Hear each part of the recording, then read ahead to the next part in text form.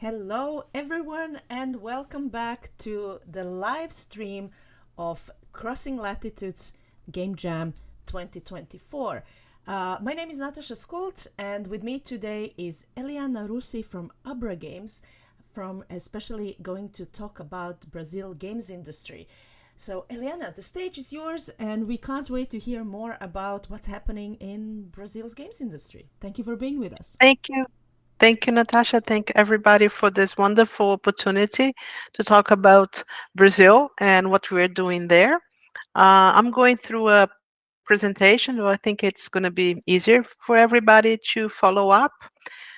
So what I'm going to show now is a report that we do annually, and this so is going to show numbers and figures from Brazil industry for 2023, of course, because 2024 is still ongoing. So let me change. So this is the Brazilian market in terms of demand, right? What people play in Brazil. So we have a huge online population, 190 million people play, people online, and 103 million people that consider themselves players. And it grows year by year about 4 or 5%. So the hugest uh, consumer for mobile games, of course, because they are on the hands of everybody. It's more accessible hardware than a console and than a PC. So, and the game market size is 2.61 billion. And one interesting thing is that women are the majority of players in Brazil. So if you are considering entering the Brazilian market with your game, you can consider women as huge game players. So in Brazil, of course, 2 years ago we are also directly affected by the pandemic. So the demand, of course, increased. Let me change the slide. And this is the industry overview. That slide was about what we play, and this slide is about what we produce, right? Brazil is a very large country. It's the fifth largest country per area in the world.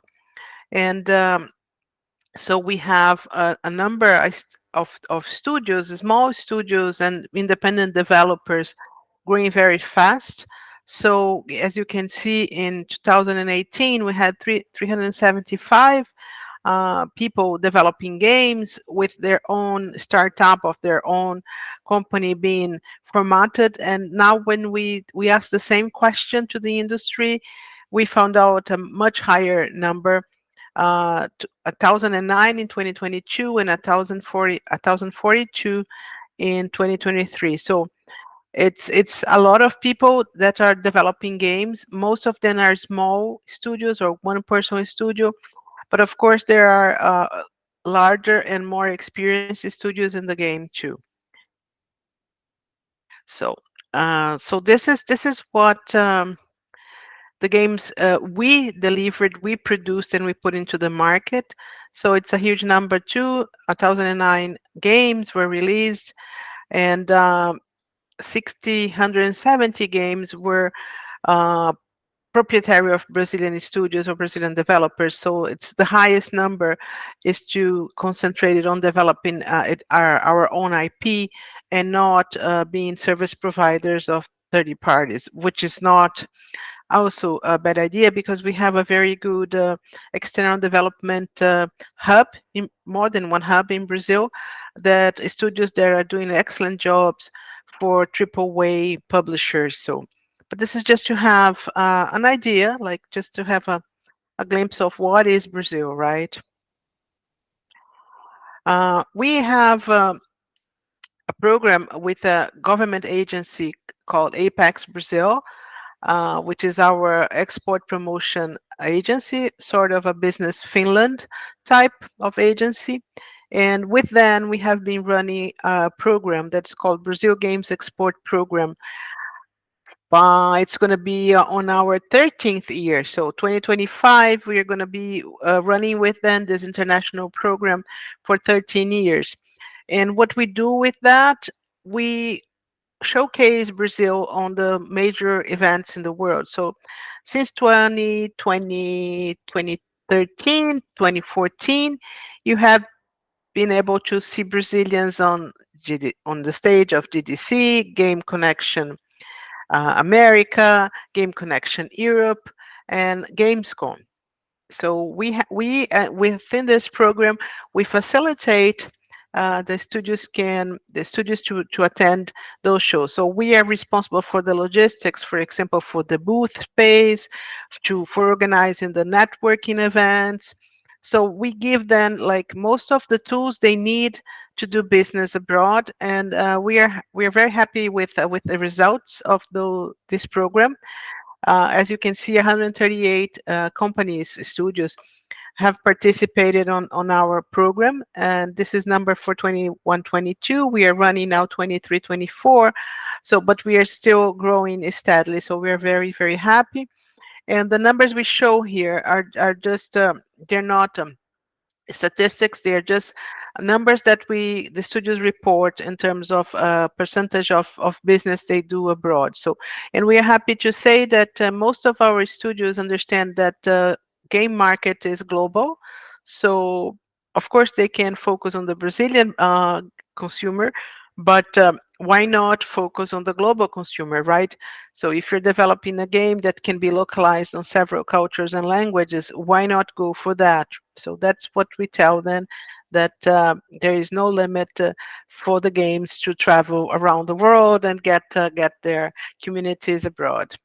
So this is, as I just mentioned, 58 of our studios in Brazil do business, international business, right?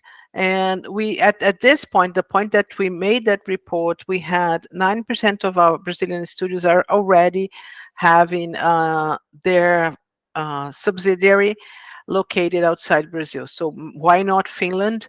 Uh, Maybe yes, Finland is a good place. So where you can expand your Brazilian studio to the Finnish grounds and do business in Europe in another way. So this is one thing that last year we started to understand how we can do that, like motivate more Brazilian founders to understand the Finnish ecosystem, so they can be here and do business and partner with more Finnish companies. This is something that we really find interesting, because there is mutual benefits for both the countries and both ecosystems, right? Brazil is a very big country, a population that is, well, Finland has 6 million people, Brazil has 240 people, so million people, right? So I think there's a lot of complementary things that can be done together.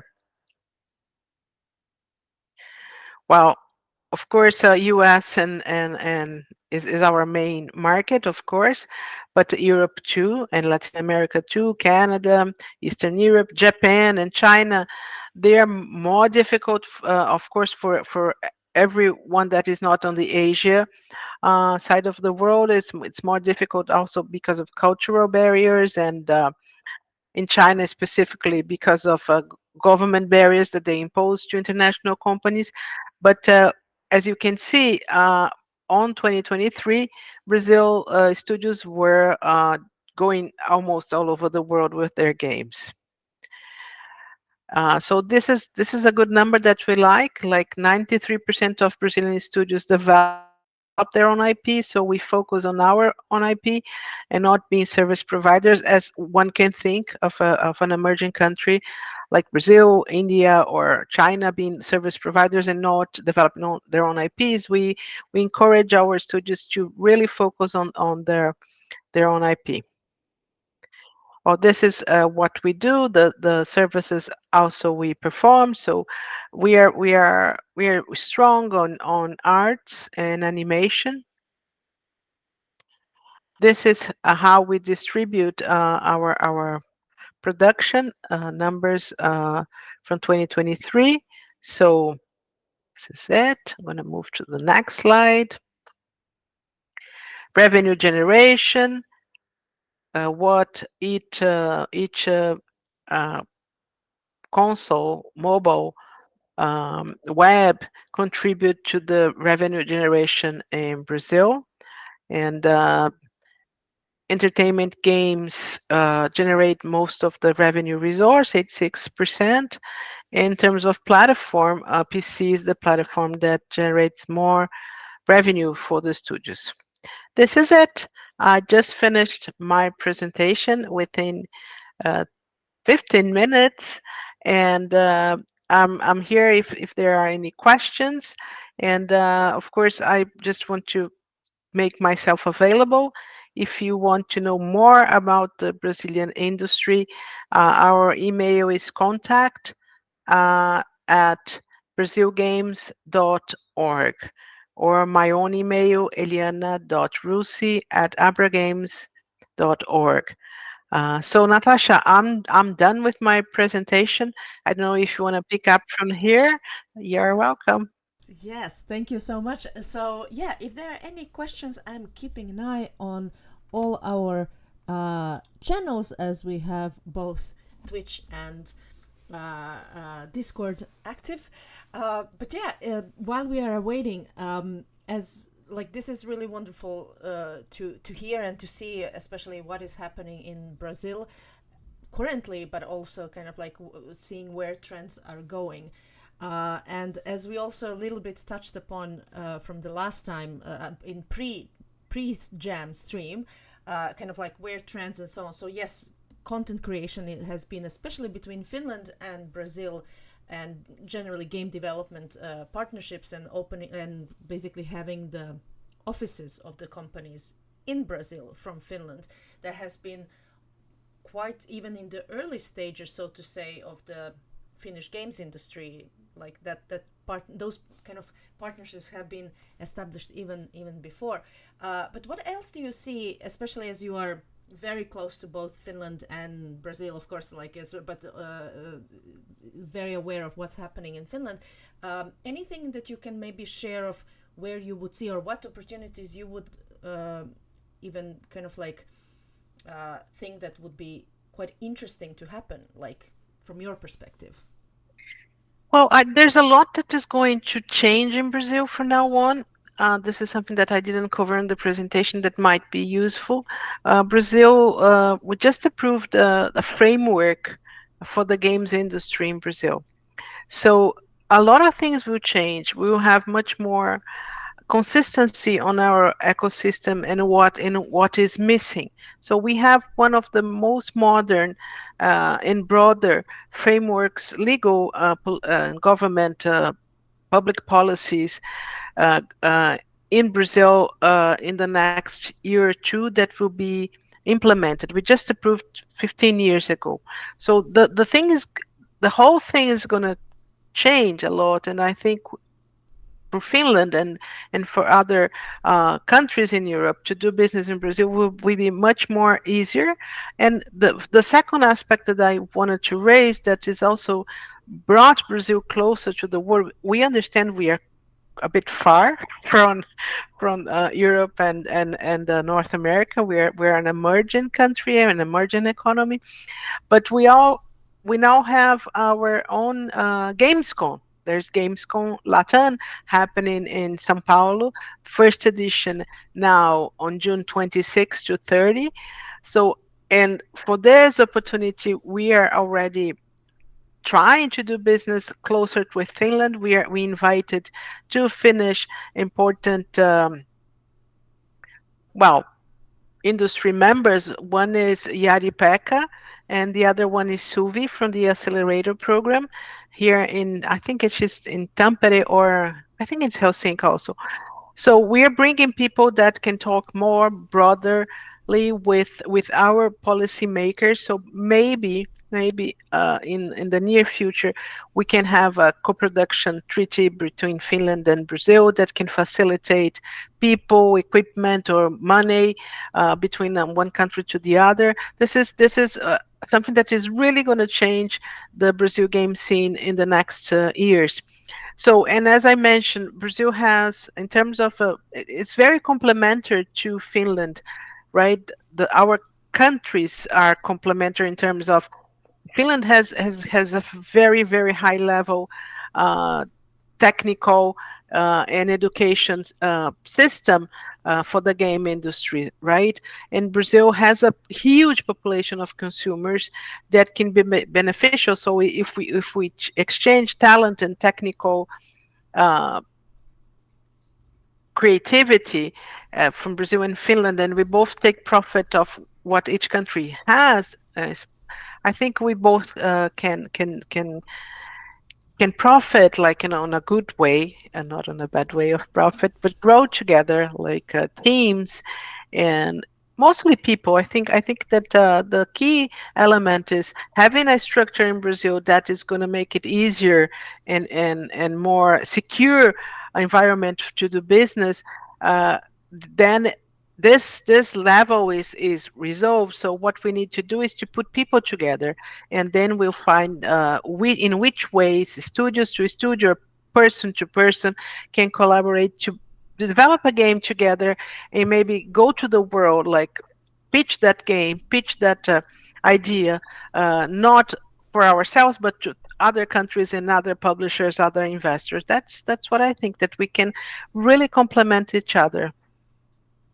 Indeed. And I have a question as indie developer, because we also at We Love Games, we have the whole indie alliance, and generally working, like having the network of indie developers working together, also kind of bringing people together, but on the indie side of the industry. Um, Anything that you can share about the indie game dev scene in Brazil, and how is that Yeah, I looking? would say that every studio in Brazil is an indie developer, because we don't have publishers there. So we don't have any triple A studio, or we just had Epic acquiring a studio in Brazil last year. They acquired Akiris from Rio Grande do Sul. But except by Epic, that is running through this studio they acquired there, a studio in Brazil, we are all independent. All the studios we mentioned, the 1,000 studios, they are all independent. Um, so And do you, yes, and basically the I would assume majority then of them do both, let's say B2B and B2C, meaning that they are doing um, outsourcing and different kind of services for other developers and publishers, or do you know how do they make it, or is it, are there any big successes when it comes to own games, own IPs? Yeah, we have success. We have on the immersive realities. We had a studio that won. It is interesting. They won an Emmy award for innovation with their game. They won Venice, for example, Festival for Innovation. This is an immersive. Just to give a heads up on the cutting edge technologies. We had, for example, a game that was for 1 week, entire week, was the best game on the iOS platforms. That's called. Forgot the name of the game, but it's from Akira's studio, the studio that was acquired by Epic. So, and there are lots of success cases of studios that are external providers, service providers for AAA publishers. It became a hub for us in one region of Brazil, in the Northeast, and they do business, B2B business, of course. Mostly we concentrate that with Canada at XDS event, like in Vancouver. Yep. So yes, there, as I mentioned, 90% of the studios are trying to develop their own IP. Of course, that takes time, that takes investment, that takes a lot of effort from the people. But this is good. We didn't want the country to be only a service provider. This is not because we are not paid in euros or in US dollars, so our currency is much devaluated compared to euro or dollar. So one can think, wow, so Brazil is cheaper. That's why I'm doing business with Brazil. No, that is not what we are selling to the world. We are selling to the world that we have a creativity and a talent that is new to the world. Like perhaps we have a way to tell stories, our narrative is different, so we're bringing freshness to the industry, and not because it's cheaper, then I'm gonna do, because it's the euro is 5.5 times more expensive than the real, which is our currency. That is not it. So that's one thing that I wanted to tell us for an institutional, like from an association point of view. This is not what we are trying to achieve.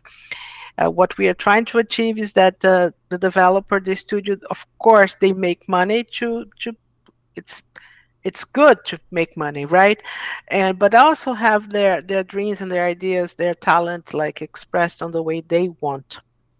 Absolutely. And again, to be honest, I mean, as mentioned before, I'm originally from Serbia. I know exactly what you mean. Basically, outside of Europe or generally Western countries, in a sense of the currency, especially, everyone is being seen as, cheaper market, but it's actually Yeah, not at all, yeah, because the level of talent in art, for example, from our art students and generally like the creatives in let's say South Europe or Southeast Europe, it's incredible as well. And this is where a lot of companies also collaborate with, but usually the same prejudices come as what you just. But that's not the yeah. case either. Let's So I know hire exactly. Yeah. 100 Brazilians for what we pay for 10 in Mm, Finland. No, this is not what we are aiming, and this is not where we are going. of course not. Yes. With this framework that we fought for like for years to have this framework, and within like this new visibility that Brazil has with Games com Latam being held in São Paulo, I think we're going to be much closer to the world. Like we are already closer. On a good side effect of the pandemic is that since we can do everything remotely, we're not that far away anymore, right? So we can be together independent of where you are. So the Absolutely. idea is to bring Brazilians closer because we are far, right? We are far, so we want to shorten this distance from Europe and from US. It doesn't mean that you have to travel or move, but why not? Also, if that is something that you want. But this is the idea, like to make Brazil easier to be reached as a hub of development, not only as a consumer hub, like we, of course, we are industry, so it's good that we have consumers in Brazil. It's good the more they consume, the more the hardware comes to us, because also we have problems like importing dev kits and bringing like the equipment gets in Brazil, the consoles and VR headsets and everything. They come to Brazil with very high taxes, so Yes. it turns to be quite difficult to have a lot of people playing the games we want to develop in our own country. So we also need external consumers, like consumers from Europe, from markets that can achieve those equipments to play our games, because not everything that we produce can be played at home Absolutely. because Yes. the I hardware mean, is too expensive. yes, and generally, again, this is something we in the north. I mean, the Nordics, as you know as well. Like there is, especially when it comes to, let's say, new technologies, and by meaning of new technologies as a VR being actually home device. I mean, that's the big issue, that it's not yet a regular home device as a part of, well, Yeah. maybe with the console VR kind of through PlayStation, something a bit changed slightly there, but even that is a very small percentage, and mostly in the Western countries again, like in the kind of like higher standard countries. But for the rest of the world, obviously that is not the case, and that's where the most of the players are. So we also need to make sure that our content as developers are also is available also through other means, even if it is like, I know that people usually, I mean, whenever I say this, people make fun of me, but I still think that the remember the Google Cardboard kind of thing that you can do VR, for example, just to as a little bit of glimpse into just what can be done. I think that was one of the beautiful moments of, and still now it's nowhere, by the way, you can't really see it anywhere anymore. But that was such a beautiful moment that you can kind of just like give this sort of like little bit of touch to even through mobile phone, like what can be done. And it was so simple because it's cardboard. Like it was so simple Yeah. solution, and somehow it's not around anymore, like not actively. So that's something that especially for this kind of like approaches for getting people acquainted with content opportunities and all of that. It's also something that we really need to make it more accessible.